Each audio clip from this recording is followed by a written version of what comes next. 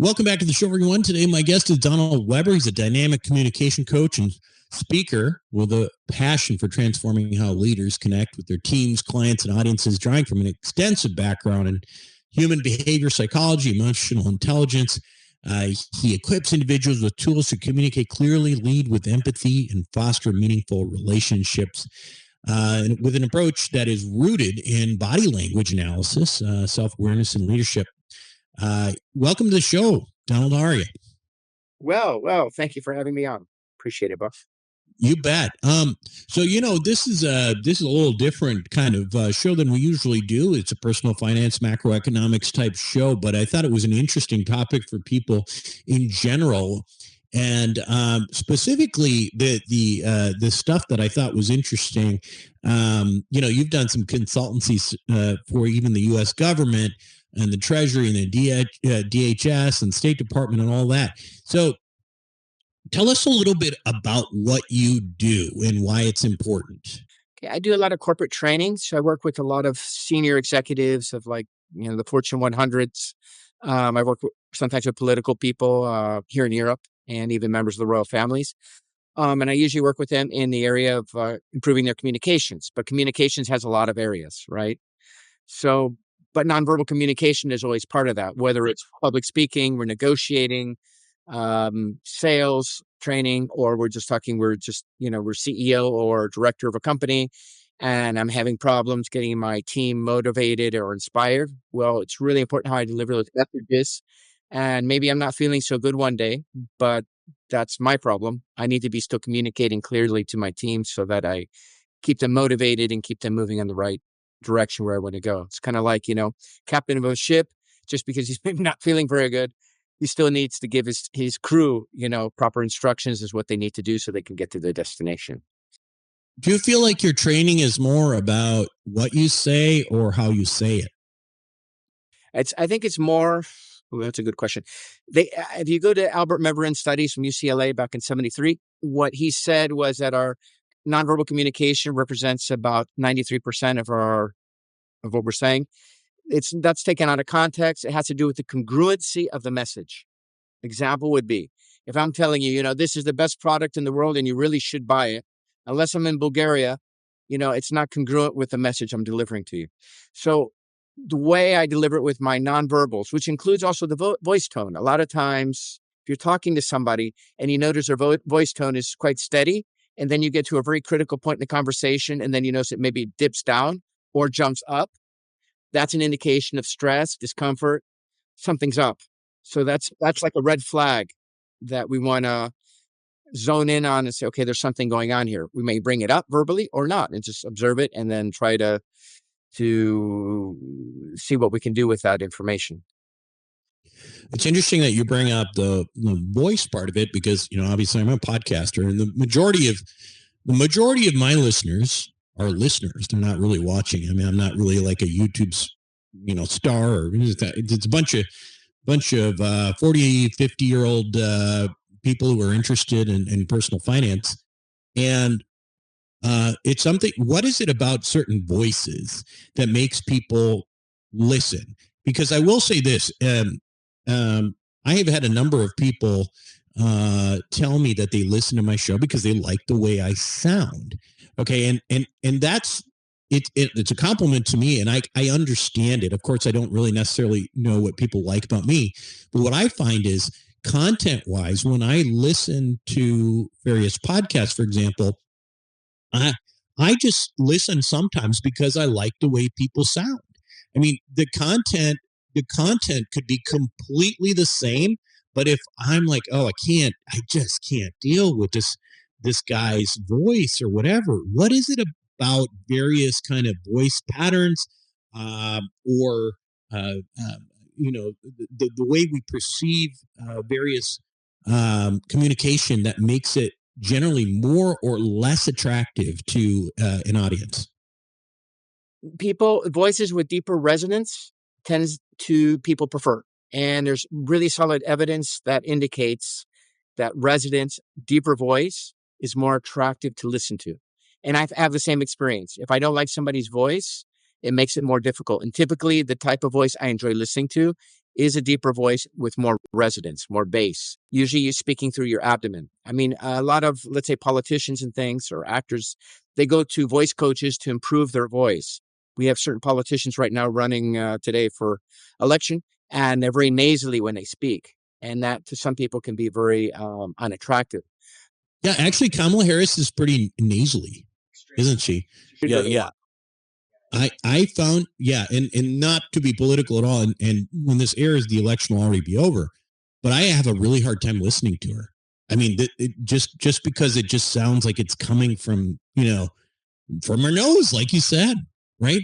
And whereas Trump, it's not, again, nothing political here, but he's trained himself too. I mean, he is he's somebody who has spent a lot of time actually perfecting a way of speaking. Can you talk a little bit about that?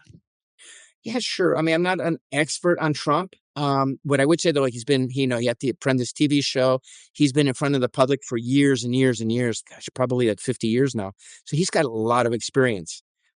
I don't find him to be necessarily, well, he can be pretty funny sometimes. Oh, he's hilarious. He's hilarious. Okay, apolitical, but he is really funny. Actually, he can be. But yeah, he's quick. He's quick with the words and things like that. Since the assassination thing, he's really chilled out. It seems like, but yeah, he's an entertainer and he's very good at entertaining audiences. Where his counterpart, I don't think she has nearly the experience. She's very nasally when she speaks. She really should go to a voice coach because that can be worked on. It has to do again with breathing from the diaphragm when we're speaking. I mean, give you an example right now. I'm speaking right now from my diaphragm. Now, if I start speaking from my throat and I start speaking through my head, my voice just changed. And I haven't changed it. I'm not changing it here. I'm just changing it the way I'm talking. If you notice the difference. So a lot of it has to do just with the breathing when we're speaking. And people will take you more seriously. They'll enjoy listening to you more, and you'll maintain their attention if you have more your voice. If you speak sort of with a more diaphragmatic, if you're generating your power from your diaphragm, is that exactly like yourself? You have you have really good resonance. So it makes, for most people, according to the studies, and really for most people, it makes it a more pleasant voice to listen to. Now, this is probably not what they call woke, correct.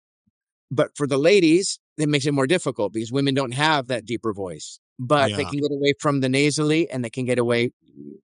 There's certain things that they can do to make it more centered, their voice, when they speak. What can they do? What specifically?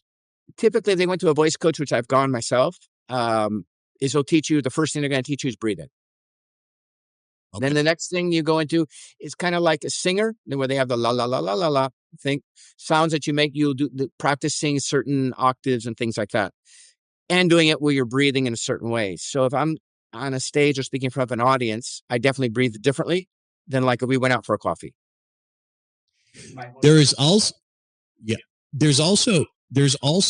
what I notice is it's a lot easier to listen to people if they're not monotone. So you can have a very powerful voice, but if you're just, blah, blah, blah, blah, blah, blah, blah, and you don't have a range, it sort of lulls people to sleep. Absolutely. Absolutely, Buck. Yeah. It's like one note on a piano. I'm really, really exciting. Don't you enjoy listening to me? And I'll take a risk and back to one note on the piano. Yeah. Yeah. Yeah, I noticed that's like sort of the high school presentation voice. My daughter, who's she's 15 and she just, she's actually a wonderful singer and stuff, but she just started getting up in front of people and she's like, she does the whole, and then this and this and this and this and this and this. And that's a learned thing, I think, trying not to do that in real life. Okay. So that's how you potentially can make people listen to your voice. Now, is there a correlation between, people liking the way you sound and your ability to do, say, something like sell? And so, well, you can definitely influence. So if I say, now is the time, right? I just impact the word now. You impact certain words, keywords that you're speaking about. You can definitely have an influence in how people will perceive your message. Absolutely, without a doubt. So you can use your body language, your voice at the same time to emphasize that one particular word or that one particular idea. Also rhythm, which if you look at like Martin Luther King, he was very good with rhythm when speaking. Les Brown, and you know Les Brown, he's also very good with rhythm when he speaks, and that almost like hypnotizes people. When you say rhythm, give us an example of what that's all about. I'm actually not very good at it. You gotta be straight with you. That's a really high end skill, and not a lot of people actually have it. You'll hear a lot of maybe preachers, not a lot, but you hear some preachers have it as well. But it's kind of almost like music when they're talking. I see. So, and it's almost like hypnotic. Yeah. So I think about Martin Luther King and the way Martin Luther King Jr. in his speeches, he would kind of, you're right. It's almost like a song and sort of leading you and creating a vision with his voice, right? That kind of, yeah. Obama had a little bit of it as well, Yep. not the degree, but he had some of that ability, but not to the degree of Martin Luther King or even Les Brown. Yeah. Okay, so we've talked about voices, and I guess the take home there is that if there's certain voices or certain speaking patterns that will help you influence people, right? So the question is, can you what kind of training can you get on that? Because obviously, some people are born with more skills than others. How teachable is that skill? I think it's very teachable. It's really it's a skill that some people are born with it and you're lucky, right? But most people are not. So it's a skill that somebody would teach you, and then you practice it over and over and over and over and over. What I was going to say is, for example, if you're in an argument, let's say you're in a situation where somebody's angry or they're all emotional or something like that. Let's say in the workplace. A technique you can use your voice to calm them down is they're excited, right? And their voice is going up and it's escalating. And you do the opposite. You slow down, you speak more slowly, you speak maybe even softer. You might even change your body language a little bit. Eventually what will happen, it might take a few minutes. They'll start to calm down and because basically what you're doing is rather than escalate the situation, you're diffusing the situation. Because when people are very emotional, they're not as smart. When we're in a negative state of mind, I think the study says we're like 31 or 38% less intelligent. So that would mean that you're 31 or 38% smarter when you're in a positive state of mind. So if we're trying to solve a problem and we're angry, we're not going to be as creative. We're not going to come up with as many creative solutions and all that. So we can use our voice by modulating it, how fast we speak, how slow. If I'm giving a presentation, if I want to get people excited, I'll start speaking quicker, and I'll start varying my voice up and down and moving it around because I want to bring energy into the conversation. But you don't want to do that nonstop. Then maybe you want to slow down and pause, or express an idea that's important. And now is the time for us to make a change. Silence.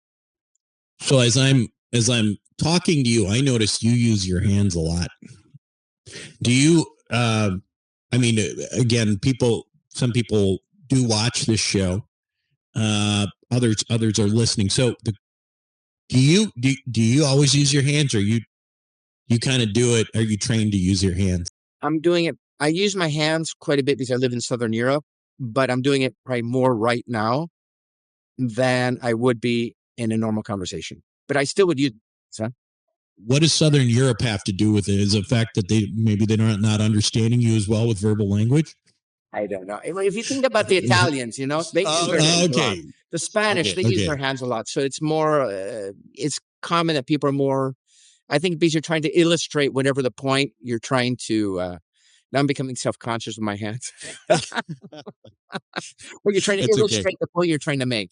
And I'm kind of right now in teacher mode because we're talking about this topic. So immediately it's, put on the teacher hat kind of thing. How important is that sort of the hand gestures and all that, and what does it accomplish? Well, you can put at emphasis to a point. So again, if I'm saying, that's too expensive, and I'm putting my hand down on the table or something like that, I'm emphasizing it's too expensive, or, hey, that's a really great idea. I'm emphasizing the thought, and there's other things you can do. Like if you're saying, if you probably have heard, Buck, the idea of not using the word, I'm doing this on purpose, by the way, my hands right now, but using the word, but. So, you did a really great job on that, Buck. We're really happy with that, but. You're fired. Yeah, right. The shoe's going to drop, right? So, we teach. So, did a really good job on that. But that's the past. Yeah. Now we got to think about the future.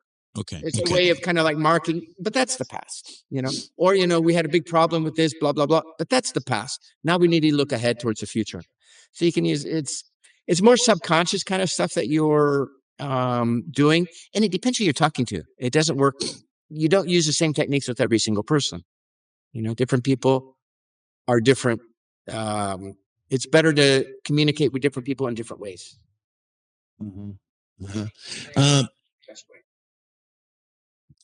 What types of clients are your, I guess, you work with corporate, you're doing some consulting for corporate, and you also do some government consulting. What are they trying to achieve typically? Are they trying to learn how to influence? What are they trying to do generally? If it's in the private sector, in the corporate world, they're trying to they want their people to stay engaged and do the best job as possible. That's basically the thing. One. Or two, they're giving a presentation at the embassy or somewhere like that, and they want to look good. And then, by the way, most people that suffer from fear of public speaking or glossophobia, it's a result of focusing on the wrong stuff. Because rather than focusing, obviously preparing, practice, and all that is very important. But rather than focusing on yourself, focus on the audience, on giving. That helps relieve a lot of fear of public speaking. But usually, so the people like speaking at an embassy. I just helped the CEO of a major organization with that recently. Maybe they have to do a meeting at the board of directors, and they have some issues with that, or perhaps they're going to deliver a message to the entire team of the company, which might be, I don't know, 5,000, not 5,000, but 500 or 1,000 employees or something like that. So it depends. Usually it's a special engagement, and usually these people already are pretty good at public speaking, but they just need that extra push. Yeah. Though sometimes I work with engineers who don't have that much experience and they need help, designing a PowerPoint and how to deliver it and simplify the ideas and make it palatable for your audience, so you don't bore everybody and put everybody to sleep while you're delivering that 3-hour presentation on that. Right. Kind of. Do you ever do any clients? Do you have clients who come in for just purely personal reasons, or not personal, but like maybe just, I think just being trying to change the way they're viewed in general, like their identity and who they are and all that. I wouldn't go that far, changing their identity, or at least their perception. I've had people who want to improve, who they have they deal with a lot of stress. They don't know how to deal with stress well. Yeah. They lack confidence. That's a common, it's not that common, but it is a common thread. I've even had people with like anger management. We had one engineer who was a public speaking class, and he just freaked out because HR sent him to a public speaking class. That was pretty hilarious. There was 2 trainers, myself and the other trainer.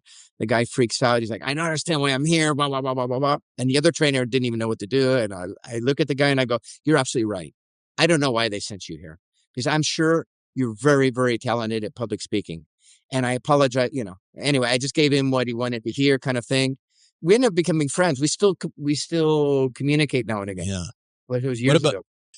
Probably the Silicon Valley engineers who want to learn how to speak with women. Do you get that too?